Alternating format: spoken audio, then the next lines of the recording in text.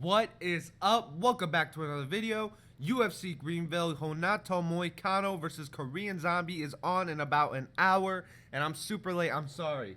If you guys know, I was in a 2-week moving process from Colorado Springs to Orlando, Florida, so there was a lot of travel time, a lot of packing time, a lot of unpacking time, but I'm here and I'm back. Wow, and I'm back at the perfect time because if you guys know, Renato Moicano was facing off against the opposite, let's flip it. Korean Zombie is facing the up-and-comer Renato Moicano.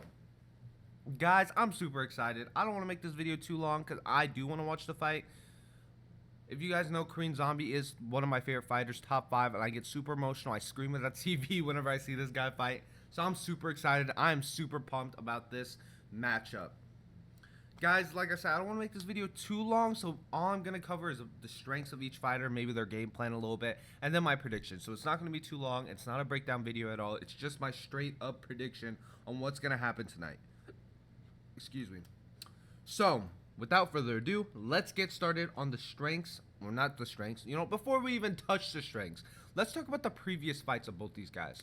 So they're both coming off tough losses. If you guys know, Renato Moicano was on an absolute run. He was kind of the future. He was looked as the future of the featherweight division because Max Holloway was just kind of running through everybody. As you guys know, Max Holloway went through Brian Ortega, beat Jose Aldo twice. He beat Anthony Pettis. He beat Andre Fili, Cub Swanson. I don't even know why I threw Andre Fili in here. He's not really a contender at the moment, but Max Holloway was just running through everybody. He kind of was a champ, and he was beating all these guys. And there's one guy he didn't beat, and that was Renato Moicano, a guy who was 13-1 at the time. His only loss was against the #1 contender, Brian Ortega. He was defeating these guys like Cub Swanson, Calvin Kattar, these up-and-comers, until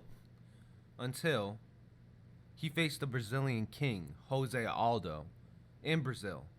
Now, that kind of just threw off everything because Renato Moicano, like I said, was on the way to get a title shot until he lost that fight. And now he took a step back. Now, here he is in UFC Greenville trying to just get back into that contender position in a division that's a shark tank at the moment with Zabit Magomed-Sharipov coming up. Calvin Kattar's obviously coming up. You got Frankie Edgar fight for a belt. You got Alexander Volkanovski. This knocks down Renato Moicano so far. I think it's going to be a while until he gets a title shot. And this fight is so pivotal if he wants to get back in that position. Now, ahead of him, he's got one of the toughest matchups he's ever had before.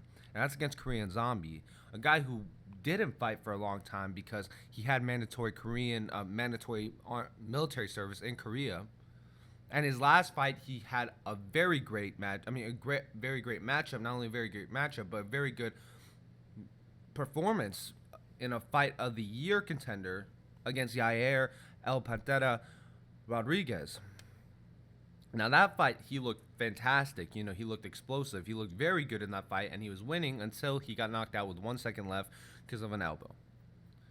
So they're both coming off devastating losses. Zombie was trying to make a fantastic return to the octagon in the Pepsi Center, while Moicano was on his way to UFC Gold. So what's next? Well, what's next is these two will be facing off in about 4 hours, and that's just going to knock off another contender off the featherweight list. That's what's going to happen. So let's go ahead and talk about their strengths. Let's just shift into Renato Moicano real quick. Moicano, as you guys know, is one of the best submission grapplers the UFC has ever seen in the featherweight division. He was defeating all these guys on the ground, six submission wins, almost half his wins by submission. So people are saying, well, he's a submission guy. Oh, wait until you face him on his feet and he's kicking your legs out and he's hitting you with hard and accurate shots. Then you're like, okay, so this guy's good everywhere. This is going to be a problem for whoever faces him. Excuse me. Very solid Muay Thai, very good distance management. Could do everything on the ground. Black belt in Brazilian Jiu-Jitsu. Very talented Muay Thai kickboxer. So what do you do to beat this guy? Oh, well, Jose Aldo said, I'll tell you how to beat this guy. Yeah, you wait, explode, hit this guy in the body, you attack the body, you mix to the head and body, and you pick him apart from the outside. Okay, sounds easy enough, right? Okay. Yeah, well, no one did it. I mean, only Jose Aldo did. A guy who's consensus the best featherweight of all time. Yeah, Brian Ortega beat him. Yeah, but Ortega was losing that whole fight until he choked him out. I mean, nobody has really figured out Moicano until Jose Aldo did. So Moicano's still a great fighter. Don't get me wrong.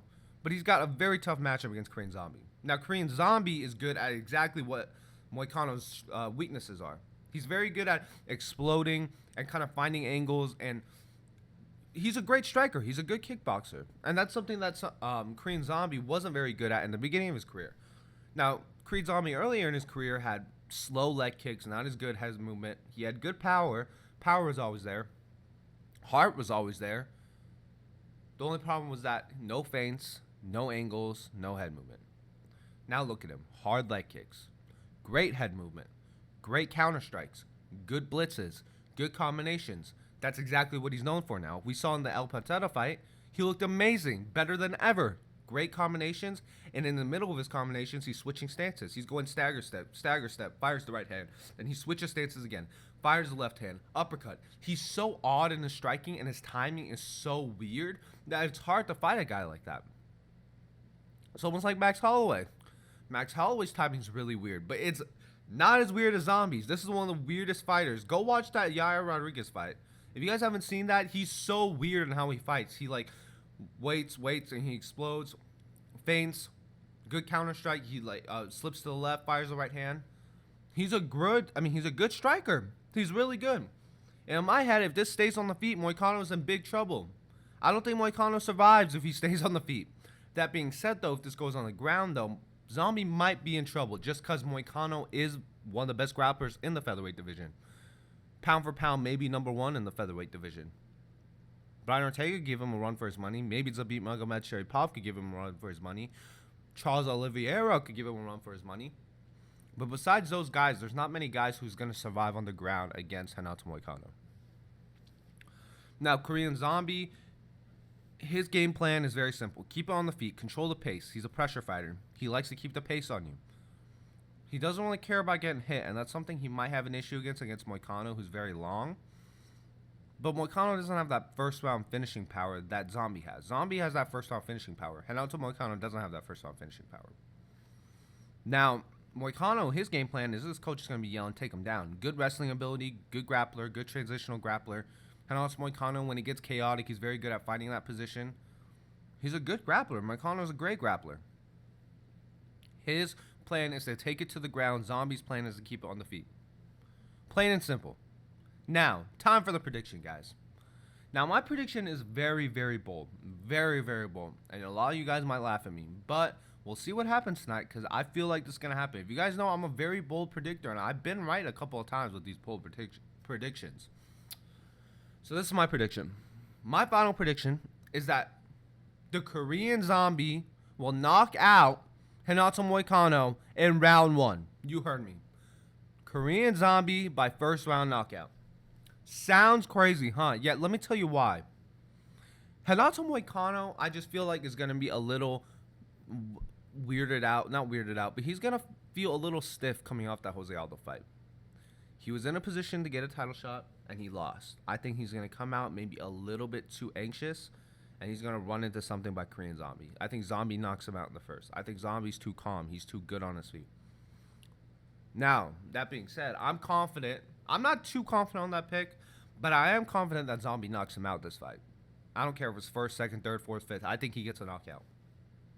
I don't think this is going to decision, guys. I don't think this is like the El Bandera fight. Moicano is not as good of a striker as Yair Rodriguez. Zombie, I believe, has the power. He has the skills to knock out Moicano, and I do believe he'll be in the first. So, that's my prediction, guys. It's a little late, but it is what it is. It is right now 4:27 p.m., and probably the main card starts at like 8 tonight. So, we'll see what happens, guys. That being said, though, thank you guys for watching. Please like and subscribe if you like my video. I will see you guys pretty soon because I will make a results video after the fight. And I'm super excited. I'm super excited about this fight. I'm super pumped. So, please tune in. Go to ESPN Plus and go watch UFC Greenville Saturday, June 22nd. As you can see, 7 p.m. Eastern time. So, guys, thank you guys for watching. Like I said, like and subscribe. And I will see you guys soon.